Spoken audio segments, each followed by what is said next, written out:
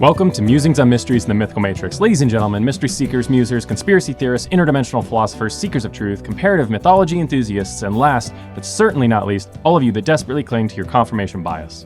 Whether your interest is Atlantis, Zeus, or anything in between, we tackle it all from our quantumly entangled castle, tucked away in the ancient, flood-battered Central Pangaean mountain range. We're a podcast dedicated to exploring the ancient, mysterious, and unknown with logic and reason, and where we also theorize the fourth dimension exists and is the spiritual. Only trigger warning for this episode is a logical conversation, so if applying the Socratic method on fringe topics is disturbing to you, you'll want to turn off the podcast now.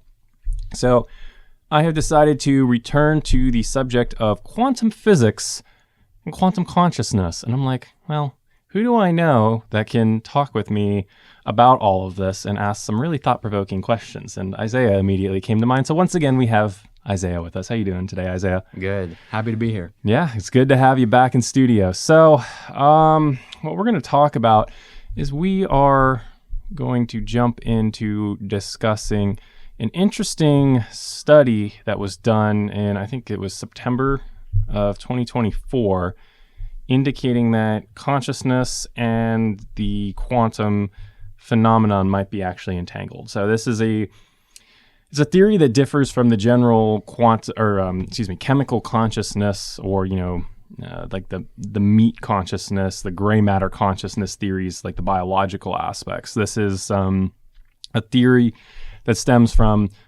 the idea that our consciousness is a quantum concept and that it interacts with the physical in a different way than's hypothesized by modern academics. So we're just going to jump right in here. I am not an absolute professional on this, but I was reading a lot of the studies and everything. This is very interesting. So even if I don't get everything 100% right, this is something I definitely want to put forward and just talk about.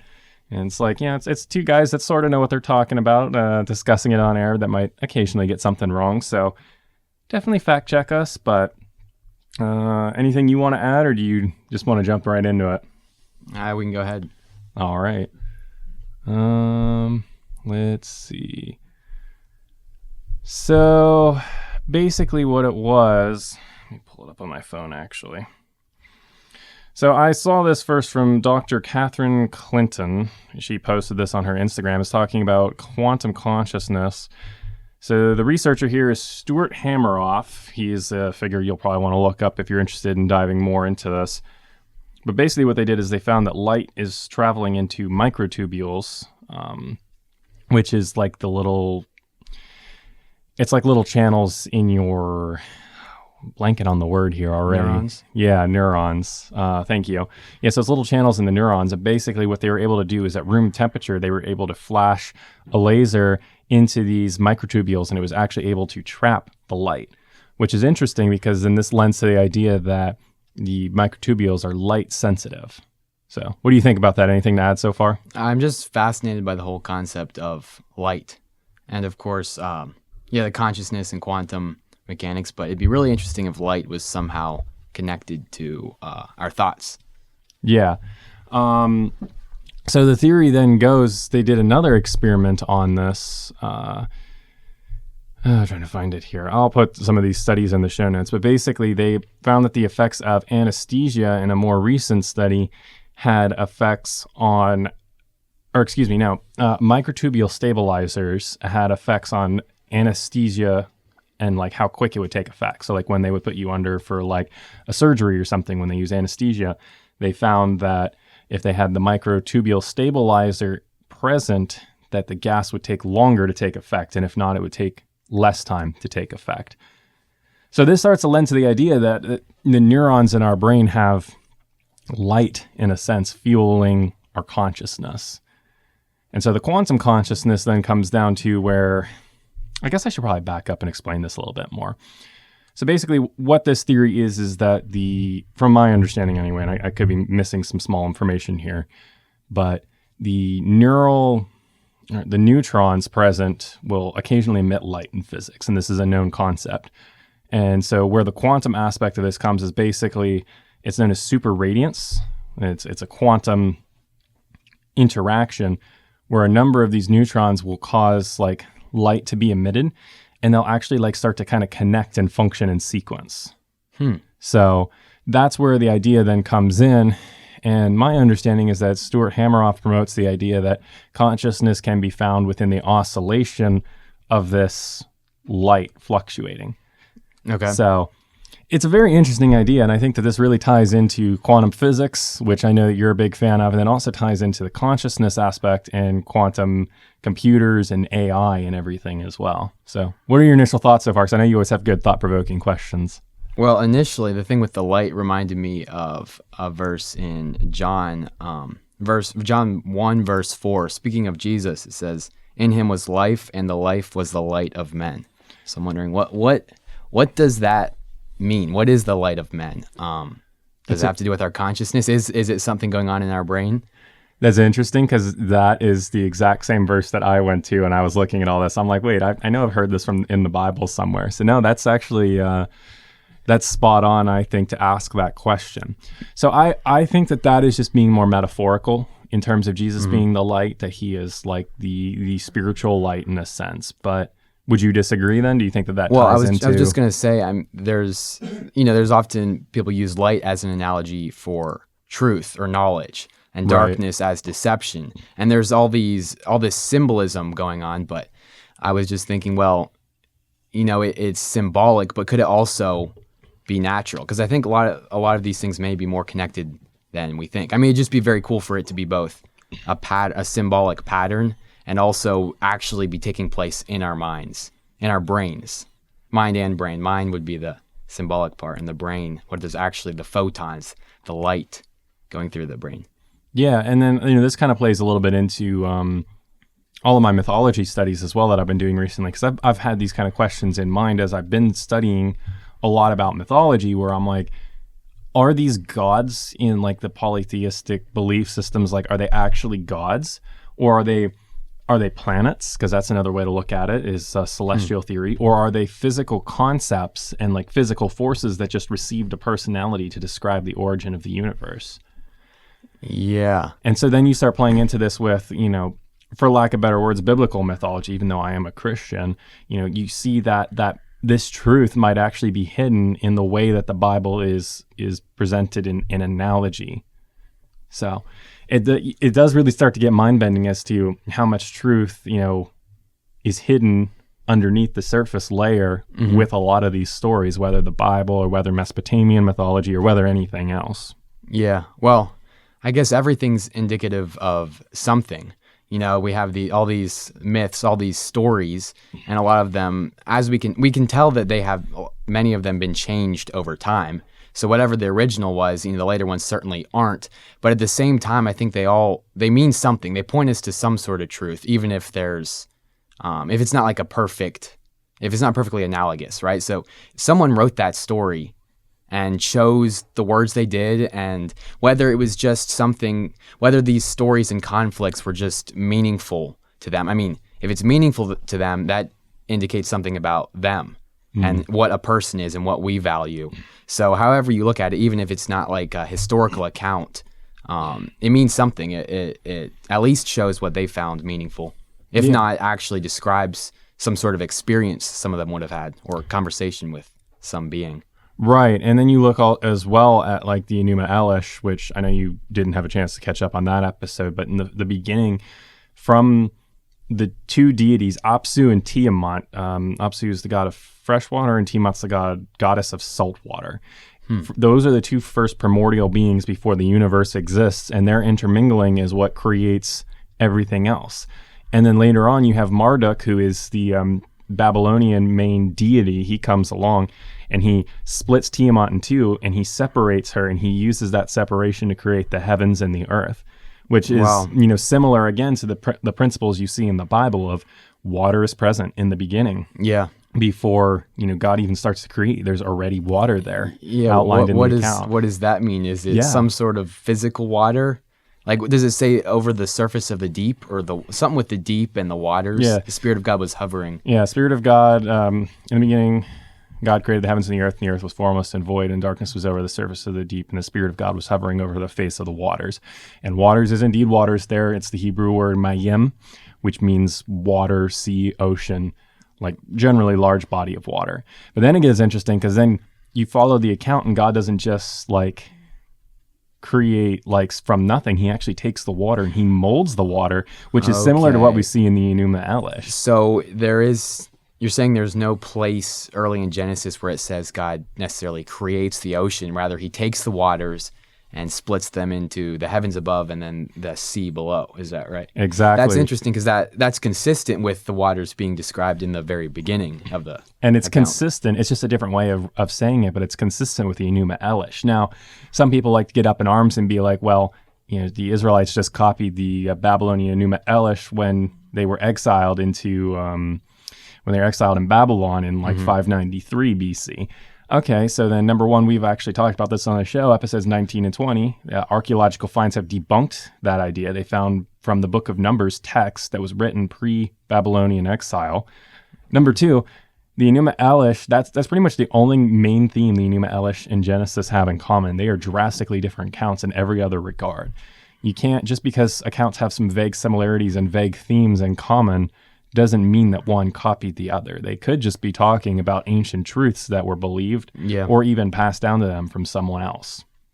So it poses some really interesting questions. So let's bring this back to talking about these this quantum study and relating mythology to all of this. What's the first thing that God creates in Genesis? He creates light. Yeah, and there was light. Yeah, and God saw that the light was good. And so you've got to wonder, I've always kind of hypothesized maybe that's when he created the angelic beings and the other Elohim, the lower deities that you see. I think they're called Ba Elohim in the Hebrew text, talking about like the sons of God and the divine council members. Maybe that's when they were created, but maybe even deeper than that. Maybe that's when consciousness is created for things besides God himself.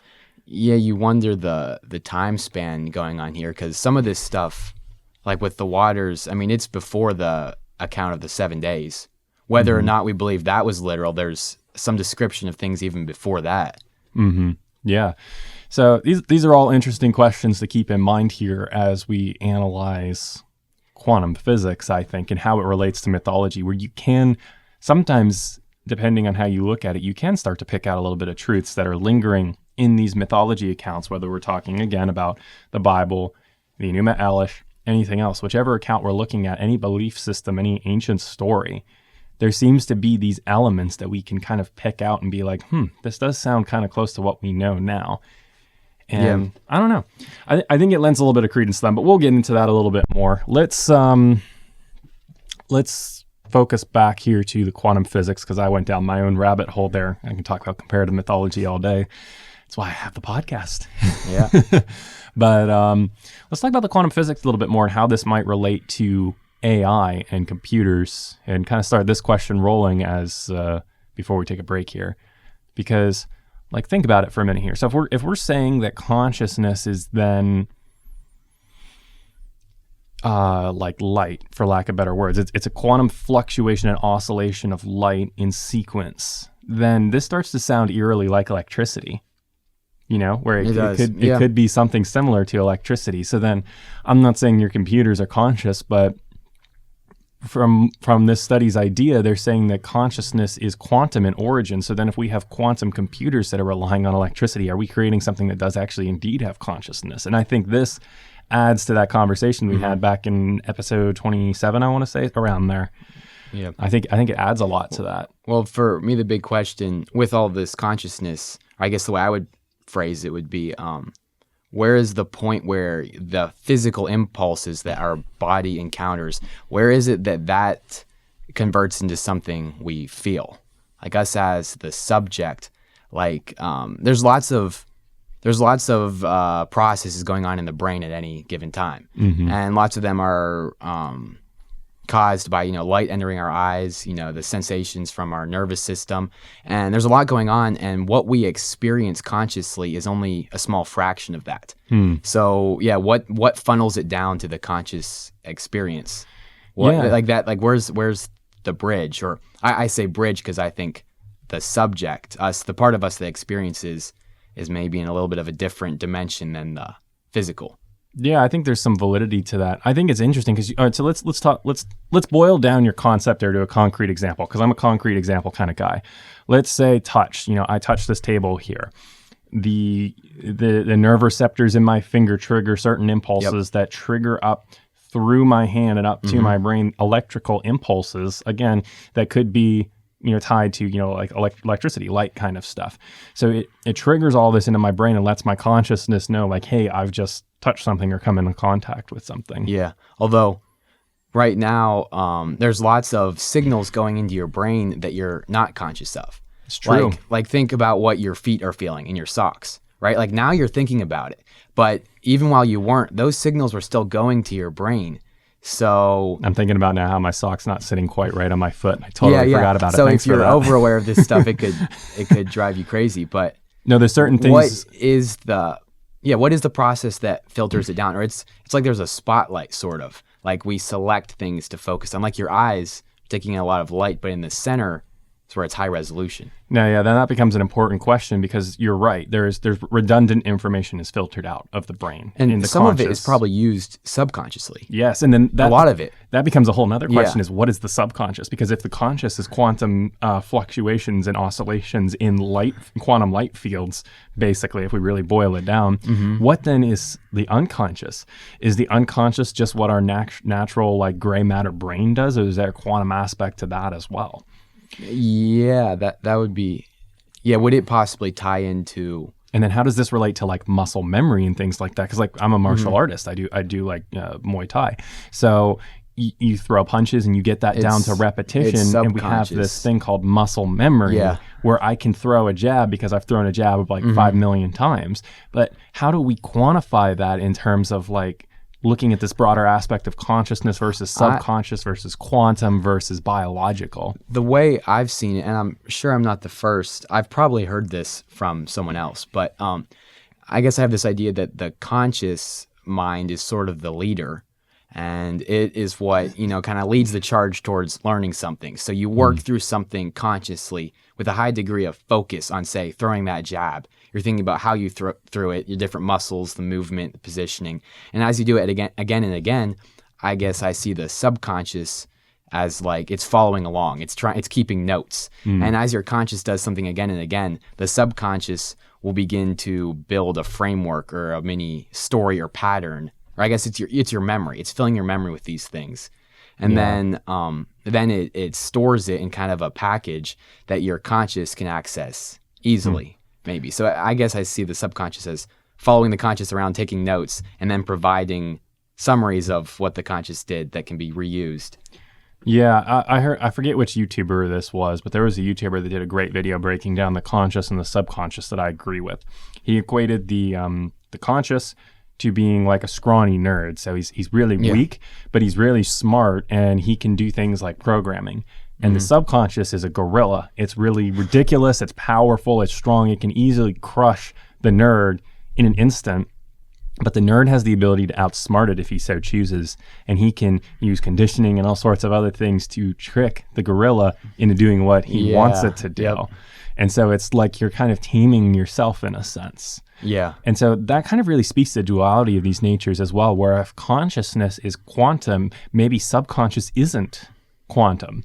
Maybe the consciousness is like where we as quantum beings connect with the biological and the chemical aspects of just existence. And then from there, we bring order to that, or it brings order to us if we let the subconscious control. I guess you could say you have on the start going from the physical maybe to the spiritual, or I guess I believe there's an immaterial part to us as persons. I agree. We have a body, we aren't a body. So I guess starting from the physical, maybe you have the body, then the subconscious, and then the conscious, and then maybe the conscious is the immaterial part, or it connects to it. Does that kind of make sense? Like you're saying the subconscious is kind of in between the body, the physical, and the conscious mind. I say the word spirit, what comes to mind? What do you visualize? Because you're an INFJ, you're a visual thinker. So like my spirit... Like just visualize spirit in general, like a person's spirit like leaving their body. What do you see in your mind when I say that? Just describe it to the audience. I guess something maybe a little bit translucent without a well-defined shape I guess it's just with the body. I mean, this is kind of the stereotypical answer, but Right, what but exactly are you? I'm asking you for a looking for? reason because, like, when most people, maybe it's not. I was trying to see if I was right in hypothesizing this, but most people, when you say spirit, they picture something that's translucent but kind of white and glowy and has light emanating from it. That's true. That's what I saw, and I can't tell if I don't know why. I Exactly. mean, I've probably seen other. But why is that Well, maybe depiction? not. Why is that depiction so common? That becomes Yeah, that's the true. next It's like question. even if we have gotten it from other, because it's maybe the common image. Why is it that the artists all seem to use that image, or why is it the dominant? Right, because it's something that Picture. overlaps with what people have probably seen. And why do they glow? Maybe spirits are actually this oscillation of quantum light. Yeah. That being said, we need to take a quick pause. So stay tuned with us. Don't let your quantum oscillations make you drift away. We will be right back and hopefully tether you with the silver cord with more quantum musings.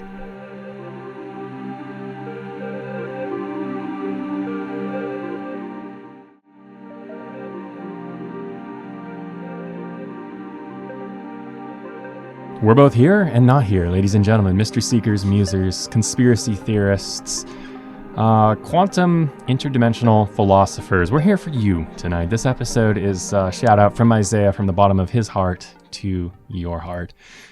It was my symbolic heart. That's why you didn't hear it. Quantumly entangled, of course. Yes. So no, I think that this really opens up a huge can of worms. I think it sheds so much more light, no pun intended, on this subject as a whole. I think it does open up the possibility then that we might be able to put consciousness into quantum computers in the future. Because if consciousness is quantum oscillations of light, you might be able to capture that specific oscillation and embed it into a computer. Specifically, if you do that at the exact moment someone dies. Yeah. So I guess we're saying something with the oscillations kind of sends a signal to the subject from the brain, right? So you've got all this going on, and then these light oscillations or the quantum stuff leaves kind of an impulse in the subject. So if we put that in a computer, there wouldn't really be consciousness unless there's a subject connected to the computer, right? Right, you would have to connect that specific light oscillation. But then how would that look? Can you just do that through electricity? What happens if the electricity stops? Is it like the heartbeat stopping? Yeah. Or is there something more to it? And then this all, I ended it the way I did for a reason with mentioning the silver cord, because we've mentioned that when we talked about consciousness. I was wondering too, silver cord, is that maybe some kind of visualization of this quantum oscillation that's tethering you to your body, following you out when you astral project? It's the optical cable that sends the light signals. Literally though, might be in a sense where it's literally your fiber optic cable for your soul to stay attached to your body. Don't cut the cable out, or you'll die. I won't be able to see. Yeah. No, this is all really interesting though. It adds a whole new dimension and aspect to think about this. And I think it makes perfect sense with a silver cord. Because people hear silver cord and they might think silver as in literal silver, but I see silver as in a little bit more of a translucent spiritual kind of cord. That's how I think about it, because we're talking about spirit leaving the body. And it's kind of like a light thing. Silver is kind of a light color. It's extremely reflective. I believe it may be the most reflective metal. Yeah. I think they use it in mirrors. Now, counterpart to my own point, I will say that I don't think that all of this light is visible to the naked eye, that I think some of these oscillations are off of the electromagnetic spectrum from what we would typically be able to see.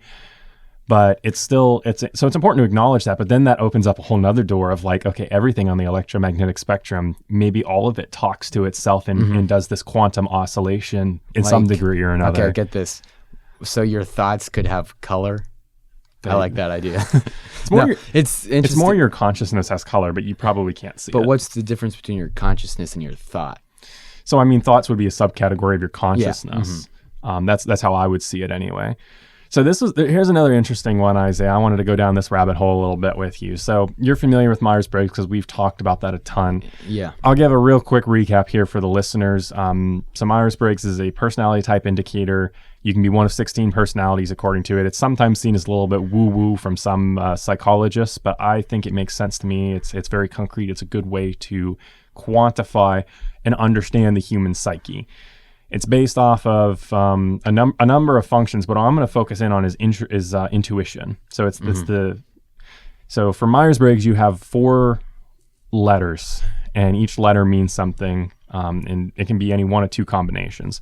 So for the first one, it's extroversion or introversion. Second one is intuition or sensing. Third one is feeling or judging, and fourth one, Feeling or thinking. feeling or thinking. Sorry, man, dude, I can't believe I messed that up. Jeez. All right. Yes, thinking or feeling. Were you feeling more excuse than me. you were thinking? Yes. And then sensing or judging. So you could be like an ESFJ or an INTP. There's any number of combinations you can do from those. But I want to focus in on intuition here because we've talked about this. And I think that, let me ask you this, Isaiah. What do you think IQ is? Because I know we've talked about this, but. Yeah, IQ. So intelligence quotient. Yeah, that's a good question. I think, well, I guess I'll just try to define intelligence. IQ would be a way to try to measure intelligence, Right. with the idea in mind that there is some central level of intelligence that everyone would possess. Okay, yeah, so I agree. Let me rephrase the question then. What is intelligence? Yeah, that's what I was getting to. I think it's the ability to learn or to. Okay, I think I thought about this a little while ago. Let's see if I can kind of recall what my theory was. The ability to. I never put into like a good single statement, but I'll try to kind of. Do you want me to just throw you what I got, or do you? I think I've got an idea. Okay. The ability to use what you know to get what you want. Like your ability to use your brain, the brain's component in you getting what you want, and maybe your ability to learn too. So like anyone can get better at any one thing, but how good are you at learning a new thing? But how do you learn? I'm gonna get really You learn. philosophical. Your conscious leads the way, and I guess there's a lot of different ways you can learn. You focus on what you're trying to learn, and you start to make connections and personalize information. You said what I was trying to get at right there. So I'm not saying you're wrong in any of this, but there is something specific I'm trying to get at connections, intuition. Yeah. So I think that intuition, intelligence, IQ is all the ability to detect patterns. Mm-hmm. It's really what it boils down to. It's the ability to see patterns, those that have higher IQ, it's usually the ability to pick up patterns in things that other people tend to miss. Yes. And that is what learning is in and of itself to a degree, is it's the ability to recognize patterns and be like, oh, wait, I've seen this before. This is a pattern. I know what happens after this. Yeah. Now, so I think I've heard you talk about this before. You would see, for the Myers-Briggs, it's kind of based on 4 functions, intuition, sensing, feeling, and thinking. And I think I don't know if you still believe this, but you thought you could think of 4 different kinds of intelligence, right? And Yes. IQ maybe being the intuitive intelligence that's connected with the intuition function. Yes, which is what I want to focus on. Yeah. So I guess this is maybe a little bit of a counter idea, but with IQ, I think it sort of correlates to one's ability to learn in kind of any area. And I guess I had thought of this possibly as some property of the brain and just something with the genetics and how they program for the way the brain develops, that it's something that is used across the entire brain.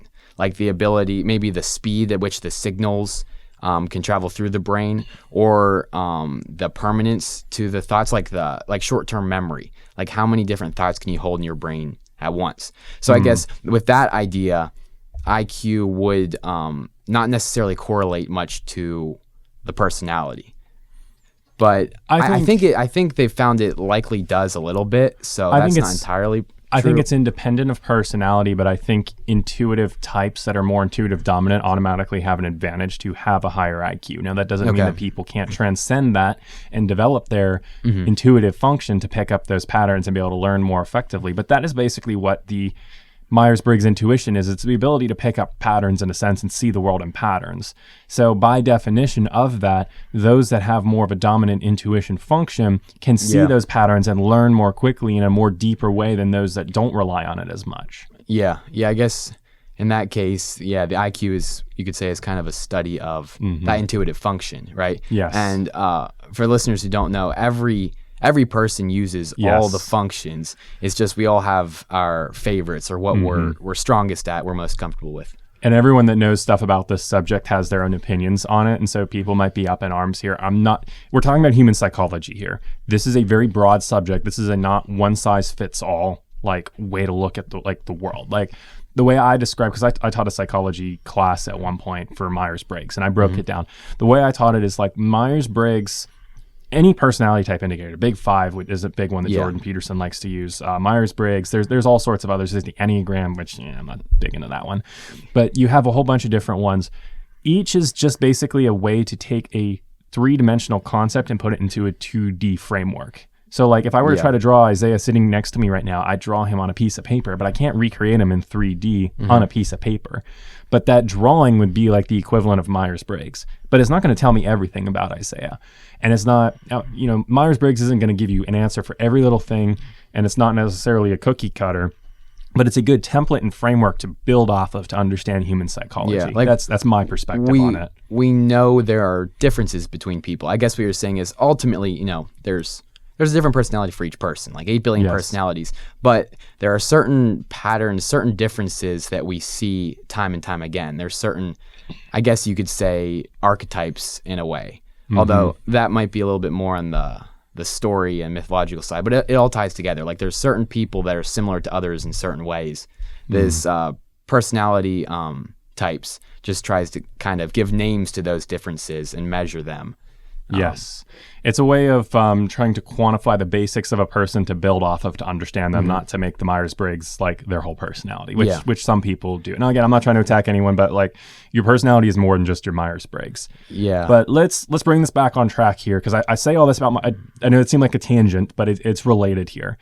I was doing research on this, and I actually saw something that blew my mind, Isaiah, that the ability to connect two different ideas and intelligence in the brain, if we're defining consciousness as quantum consciousness, might actually be superpositioning within the brain. So it's the ability to superposition with similar ideas and connect those ideas. So you're saying the connection between, say, two neurons, two ideas in the brain is them being linked quantumly, possibly? Possibly, what's the entanglement? That's the word. Yes, because it's entanglement, basically. Yeah. And I guess you're quantumly entangling stuff when you're making connections between unrelated topics. As you were thinking about that, I was sort of thinking of the mind or the consciousness as like drawing lines in the brain, making the connections between two things. So how does that happen, that say two parts of the brain may become entangled? Or maybe we don't know that it happens in the brain yet, but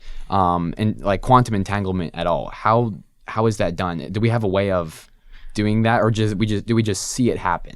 So, I mean, the thing about this, Isaiah, is this isn't proven yet that we have quantum consciousness. This is just a theory I'm very much on board with. So let's just discuss the quantum entanglement apart from the brain for a moment.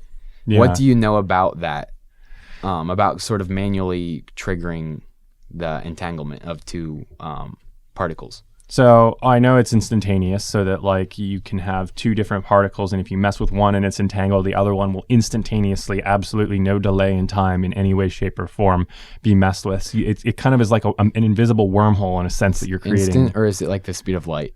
That's a good question. I guess we can't really know though, because if I remember correctly, light and time they're kind of connected because we have to use light to measure time, right? So we wouldn't.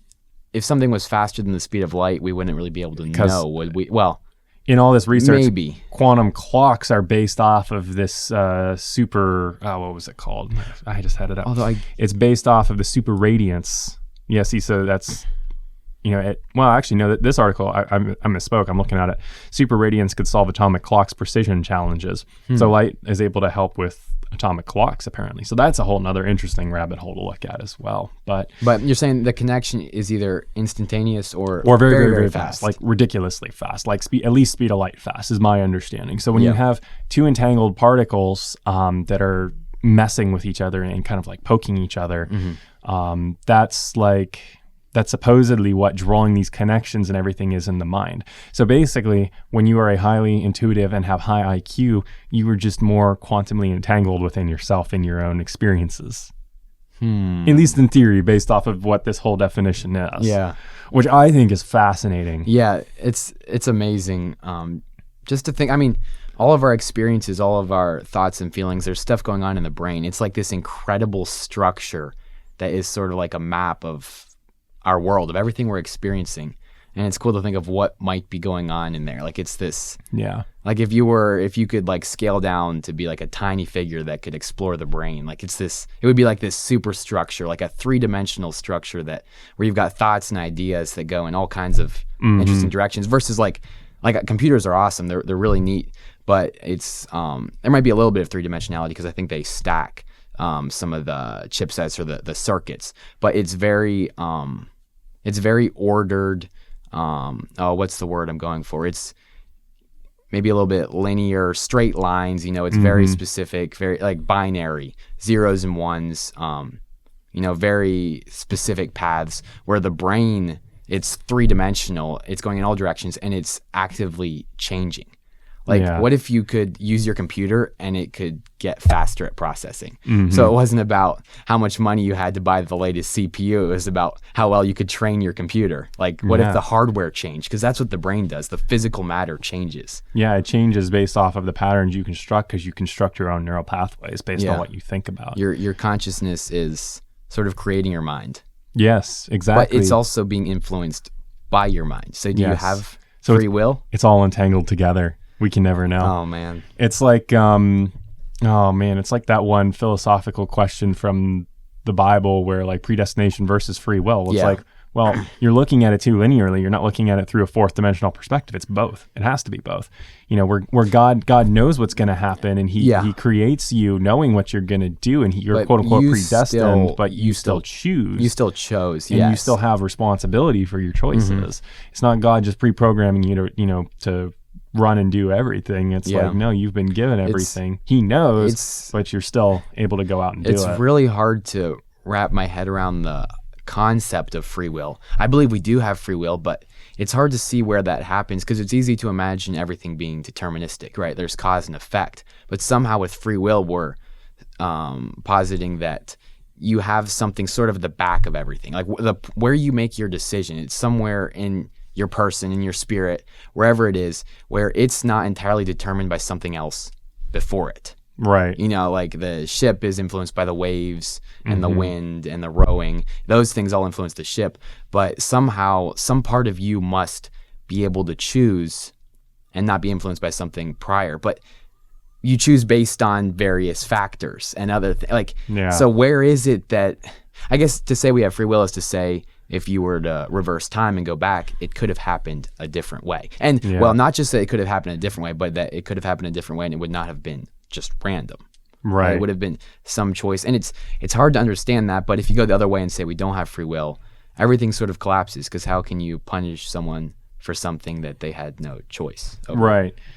Yeah, it becomes a very quantumly entangled perspective. But ultimately, people struggle with these kind of questions, but ultimately it boils down to like, well, if the 4th dimension exists, if it's the spiritual, and if God exists in this reality and in this 4th dimension or even beyond our dimension, of course, he's going to have aspects to him that we're not able to understand. Yeah, and one view I guess I've taken is we're conscious, like we believe we have free will. We feel like we have free will. Like we're all almost certain that we can make a choice. Like you do something wrong, it's like, oh, I should have made a different decision there.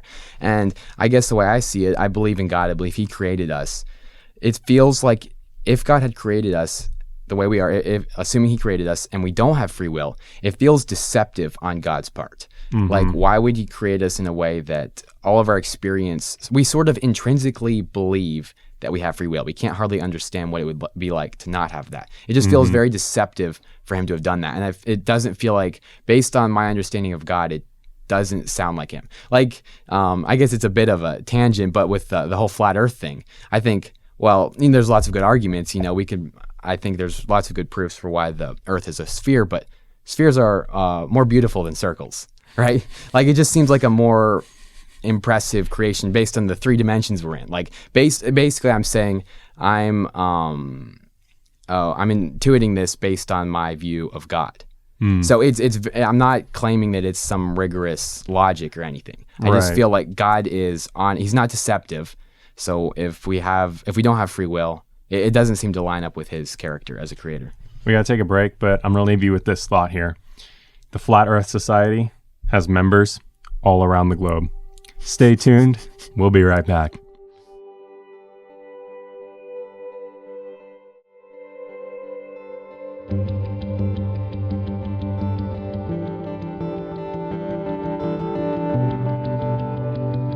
All right, we have returned from our quantum entanglement. Now we're going to quantumly entangle ourselves in the meta framework of global floods and flood myths in general, and uncover that mythical matrix for you here a little bit further. I talked about this a little bit on the last episode I did with Maddie, which isn't out yet as we're recording this, so you haven't heard that, which is fine. But it's interesting because I'm going to give a recap here because I know you didn't have a chance to catch up on everything. You missed you didn't even have a chance to hear the most recent episode that we did, which was the Eridu Genesis.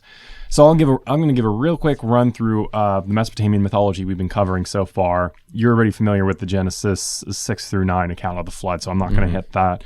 If you as a listener need a recap on that, go listen to our Deconstructing the Flood 2-part series we did in the first 10 episodes or so of the show. So recap here is the Mesopotamian region alone has multiple flood myths interwoven into the culture and society. So you have the Epic of Gilgamesh, which you've had time to listen to, where you have Utnapishtim, who is the Noah figure that survives in an ark that is a cube. And he gets into this cube with all life for 7 days and 7 nights and survives a global flood. And then the ark comes to rest. They don't claim it's Ararat, but it's a mountain near Ararat, and it's a little bit closer to modern-day Iraq, I think, or in modern-day Iraq. Then you have the Tale of Atrahasis, who is another character. He is a Noah figure as well, that he is warned about the flood to build an ark, and he builds an ark and saves all humanity, again, 7 days and 7 nights.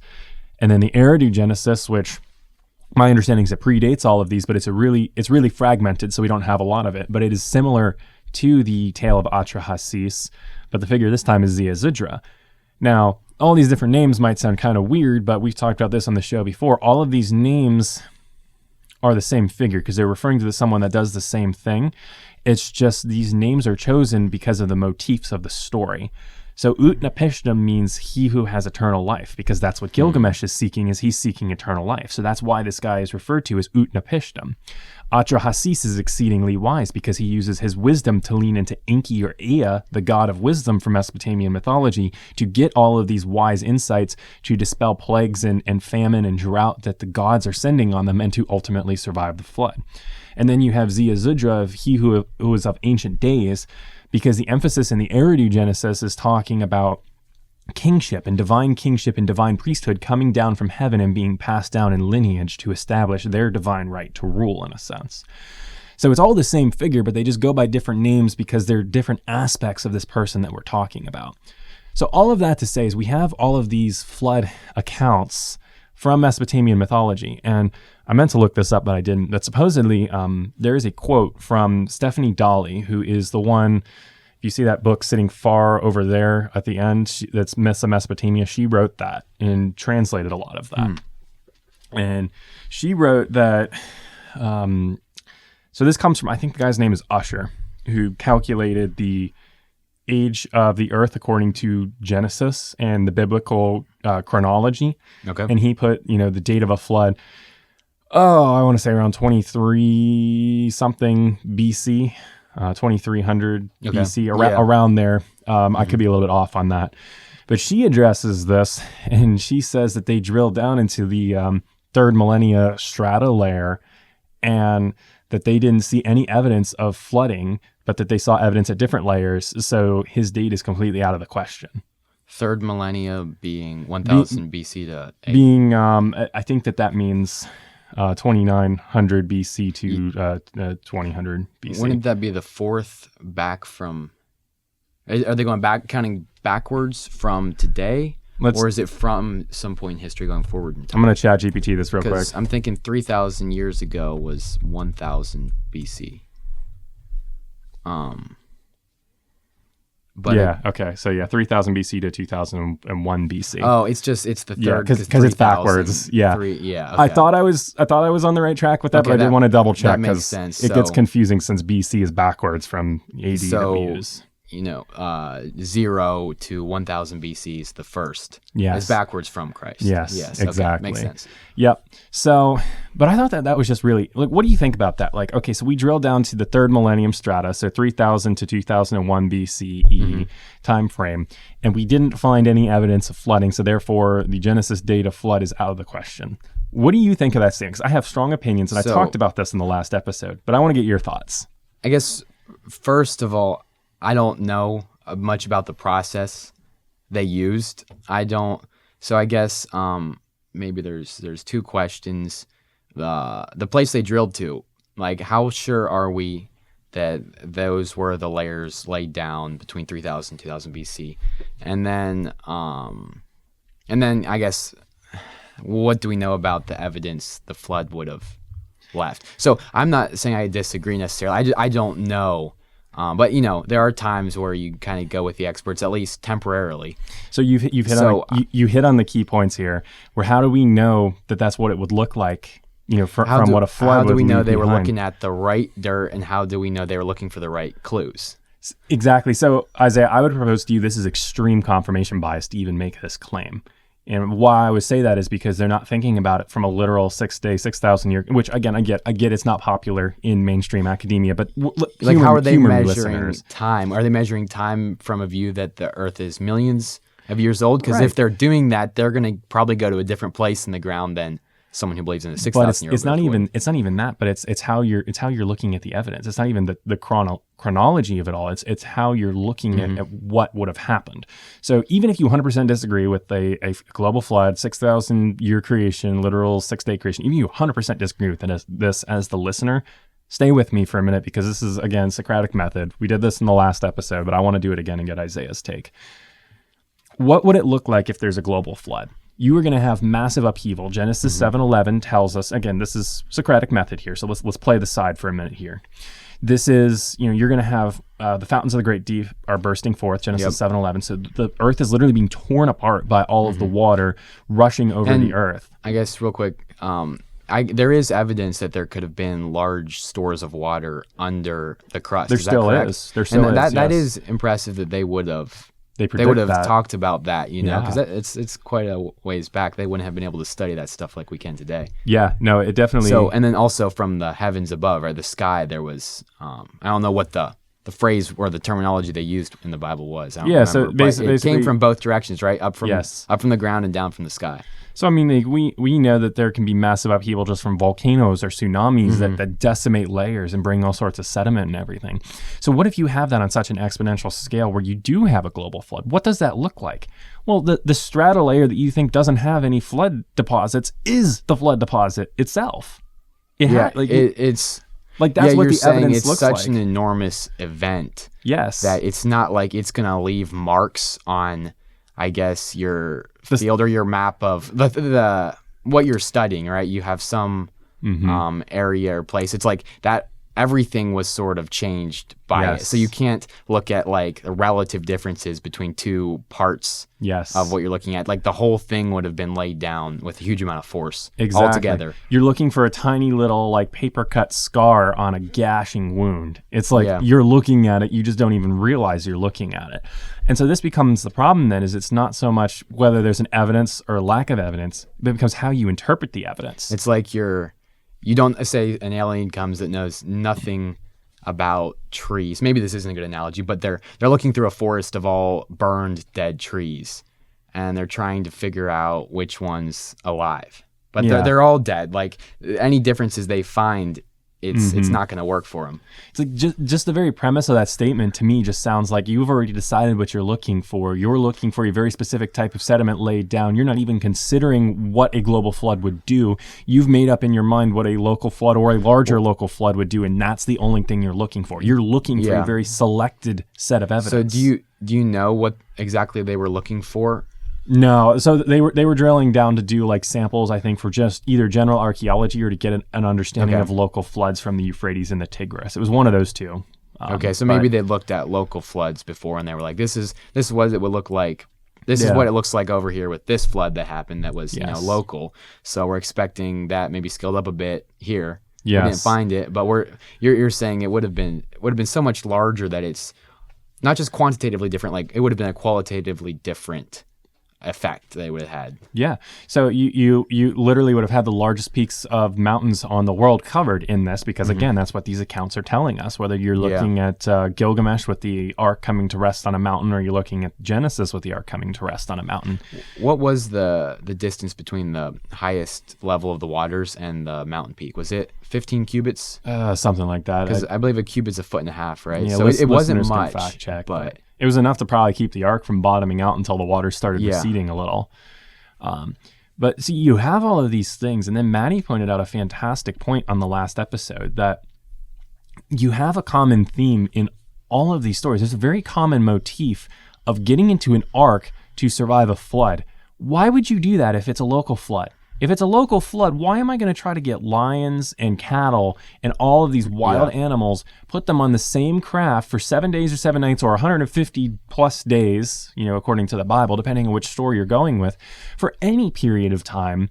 If I can just travel, and then not to mention all the effort to build a boat that would fit all this stuff, all the food that we needed to build all this stuff, when we could just go a different direction up to a higher mountain and be safe. And who would write that kind of story? I mean, we know...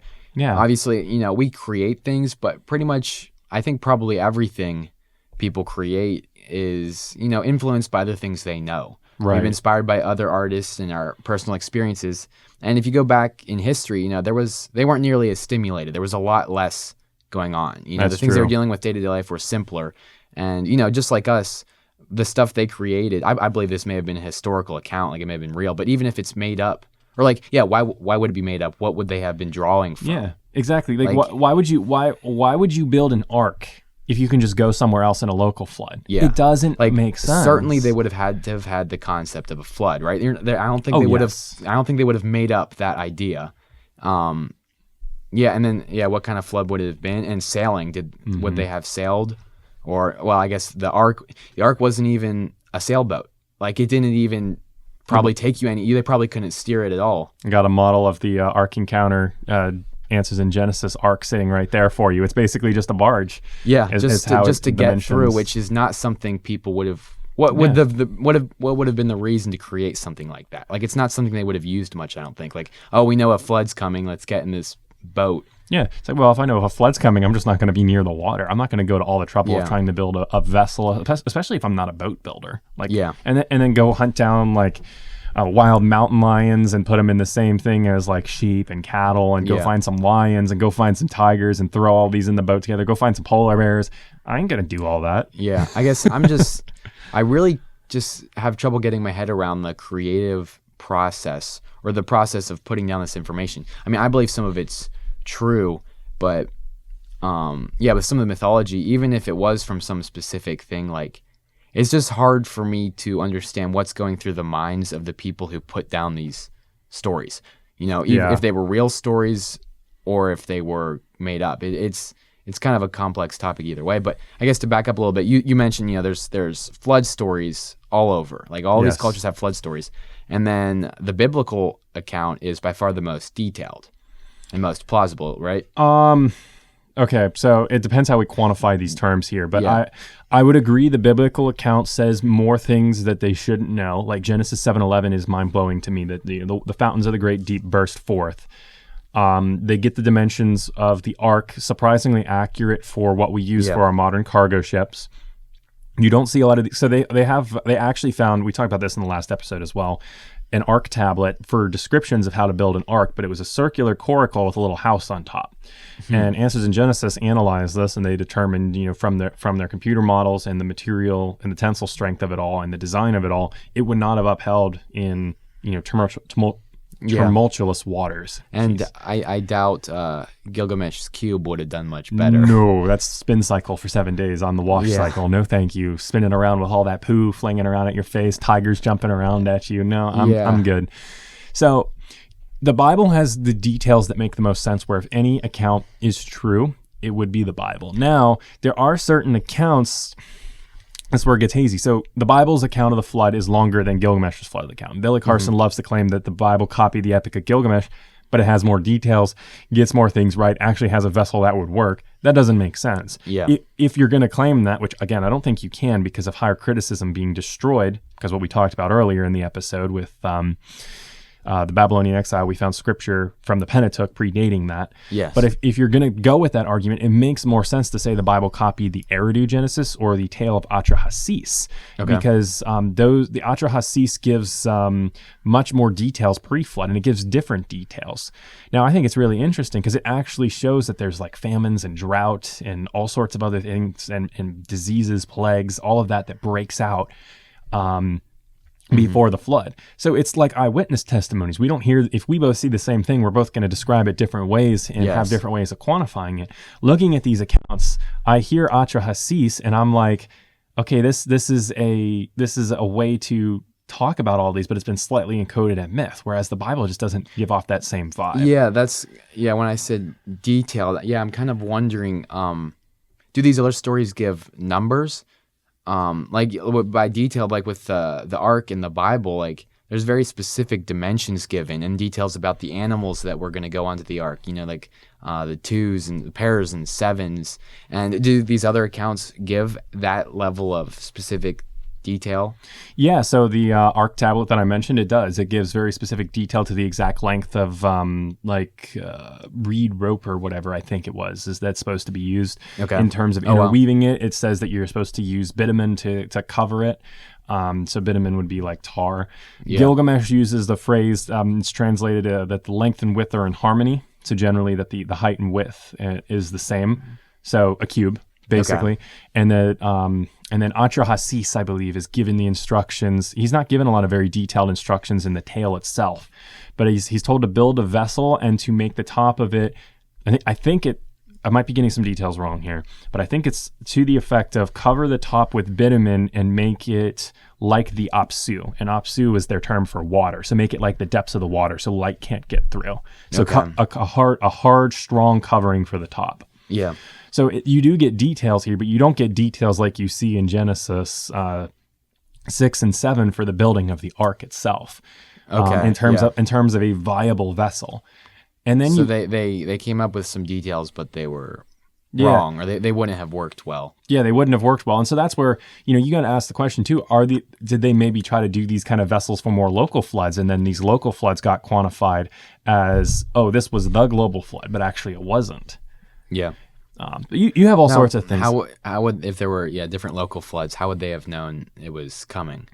Like likely, I don't know how they would have predicted one. So maybe one happens in the valley, would have been catastrophic, and destroys them. And like, okay, we want to be ready for this. We'll build a boat. But I mean, there's any number of things, but there would have been a number of local floods that happen. In the Timaeus dialogue from Plato tells us that when Solon is in Egypt learning of the story of Atlantis, the Egyptian priest tells Solon that, you remember one great deluge, but there were actually many aside from the one great one. Yeah. So there was certainly a lot of flooding post, and that's what the natives in the Native Americans out in Arizona, they have legend that there were Great Lakes that burst, and that's what formed the Grand Canyon, and it was formed quickly and not over time. But of course, this flies in the face of the standard model, so it gets thrown out in the garbage. It's actually almost closer to a global flood. Yeah, it's remnants of a global flood potentially.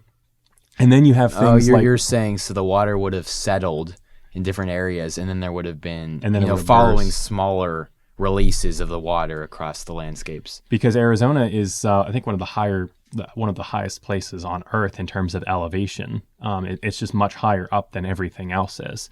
I think it's like at 5,000 feet, or maybe I'm getting that slightly wrong, but it's a lot higher than everything else. That makes it really difficult to explain the. How do you explain Great Lakes being up there? It has to be a global flood. Yeah, how do you explain the Grand Canyon? Because I guess we're pretty sure it was formed by water. The question is quickly or slowly. Yeah, but. Yeah. And then you have things like the whale bones in the Sahara Desert. Have you heard about this?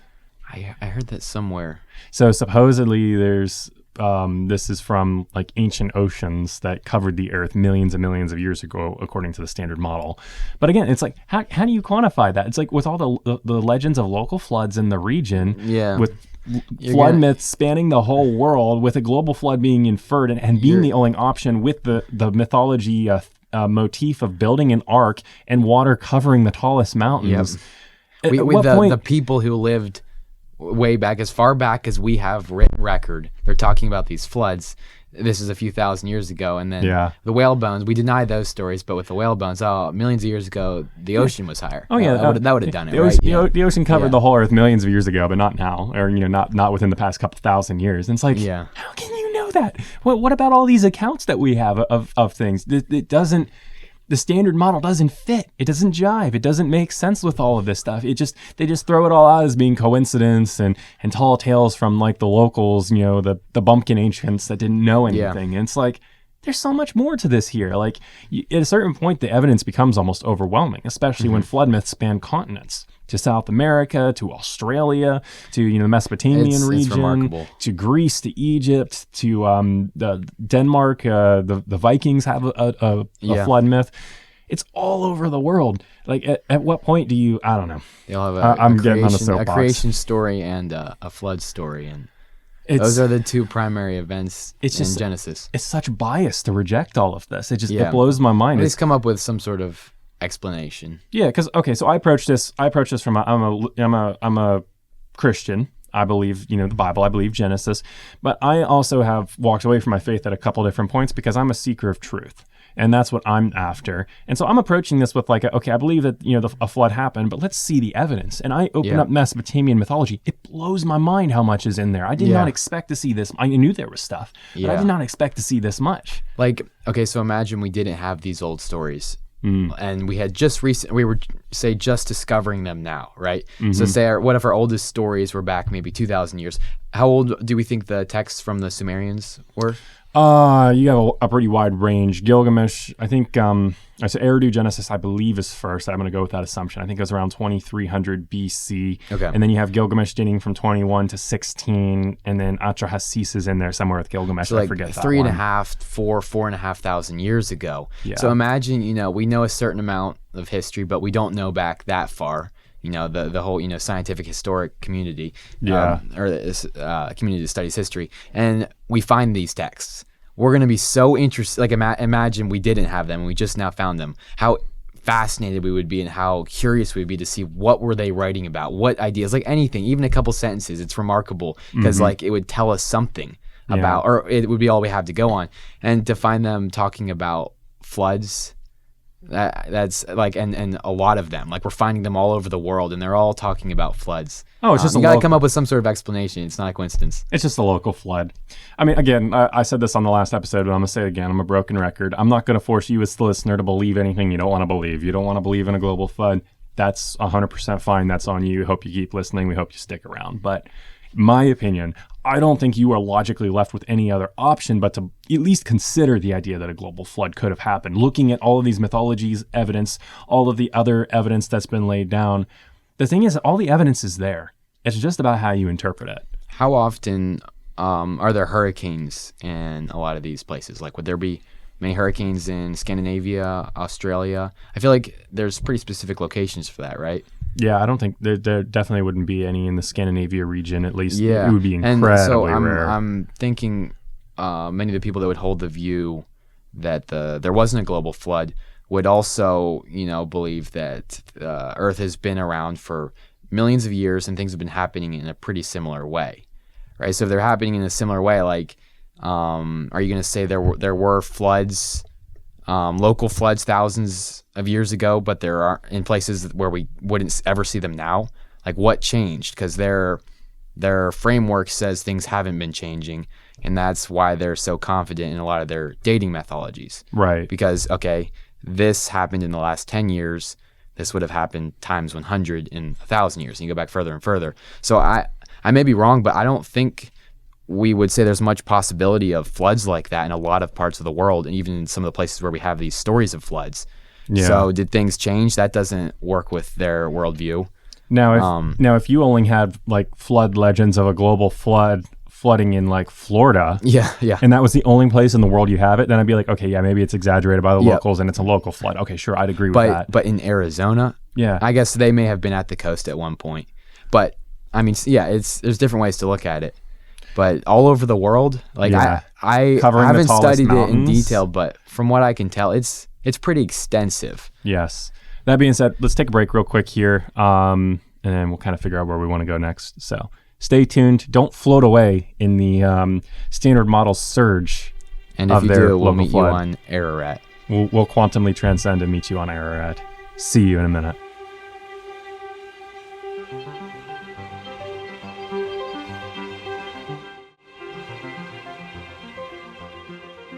Quantumly transcending the electromagnetic field fluctuations that have created a global electromagnetic flood. Ladies and gentlemen, mystery seekers, musers, we are back.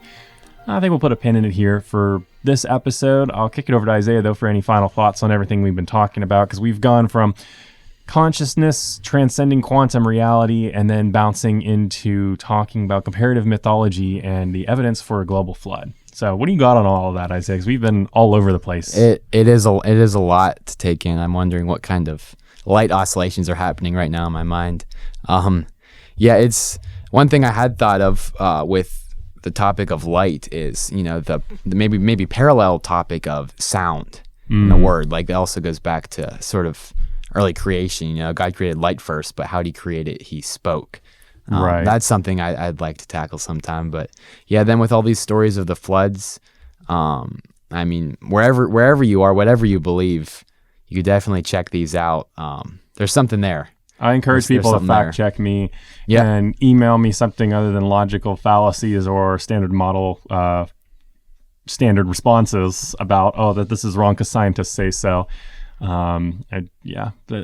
Actual criticisms or actual thoughts to add to this conversation, I would absolutely love that, because I want to expand my way of thinking and understanding on these topics here. And that's why I'm studying all of this mythology and all of this science, is because I think there's so much more to our world than most people realize. And how are we going to know it if we don't take the time to study? Yeah. And I guess one thought I just had is, we're all trying to be reasonable, but, we're talking about how, a lot of us are somewhat emotionally involved, right? Like, obviously we know there's people that would be upset at some of the ideas we may, some of the views we may hold, but I guess I would challenge anyone listening to ask yourself, what is it you want to believe, right? We're always talking about, the reasons. There's this argument for this and this evidence for this, and you interpret this way or that way. But just whoever you are, whatever you believe, ask yourself, what do you want to believe and why? I feel like that would be an interesting, kind of path of introspection, because, there's all these reasons, but I think we can all agree, if we're honest with ourselves, that a lot of the places we get to with our beliefs are based on our feelings, our emotions, kind of some of what we want to believe. Now, I believe we should hold to reason. We should, hold ourselves to some level of reason and not just believe whatever we want. But what we want certainly influences where we go, where we look for information, it's confirmation bias, right? In a sense, yes, I would agree. And I actually think it's fantastic you bring this up, because I've mentioned this in previous episodes about how you have an emotional reaction sometimes when someone challenges something you believe, and then you have to think why. And it's like, no, it's you encapsulate better than I did, I think, when I talked about this, where you've already decided what you want to believe, but you realize you don't have the evidence to back it up, and that's why you're upset. Because you want to believe something and someone's challenging and you don't have the evidence to counter it. It takes effort to restructure your worldview, and it's scary. If it gets challenged, then if it's wrong. Like, it's interesting because obviously we should all want to be correct, because if our framework of the world is correct, we'll operate in the world better. But at the same time, we have this emotional reaction to the thought of being wrong, which is kind of counter to progress if you think about it. It's like we don't want to do a little bit of hard work to potentially get to a place where we're much better off and secure in our understanding. But I can say that my quantum consciousness has been working very hard over the past years of my life to rewire my mortal subconscious for it to seek out the truth, regardless of how it feels about the truth. It doesn't really matter what the truth is in the end. It's just you've got to be a seeker of truth, and you've got to figure out whatever that is. And like I've talked about, where I went from, not being a Christian a couple of times to coming back and being a Christian because I was seeking truth and trying to follow the evidence. And I don't have a problem following the evidence wherever that leads, whether that's to God or to not. And that's where the evidence leads for me. And I think that that's what we all have to do, is we all have to, we have aspects of faith that play in as well, because you can't be absolutely certain of anything. You have to have some faith, but you have to be willing to just follow the truth, even if it's uncomfortable, even if you don't like it, even if it's an ugly truth. I'd rather believe an ugly truth than an easy lie.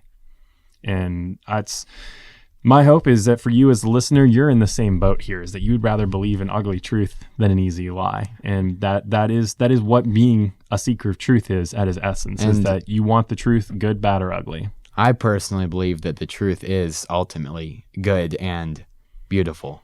But I would agree with something that. to think about, Yes. for sure. What is beauty? We don't have time for this. We don't have time. You guys can think about it. Metaphysical questions here. All right, we're going to wrap up. So you can get a hold of us, as always, at m.quad.musings@gmail.com. Instagram, TikTok, YouTube handle is all m.quad.musings.